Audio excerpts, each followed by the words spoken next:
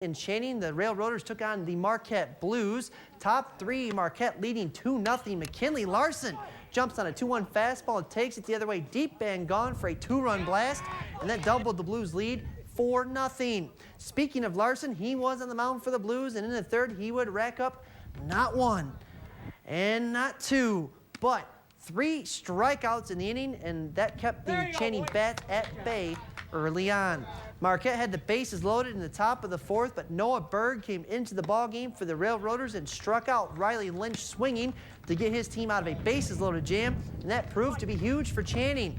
To the fifth, where the Railroaders offense would get on the scoreboard, courtesy of Ken Pekarek, as he hits a ground ball up the middle that goes off the glove of Ryan Hansen.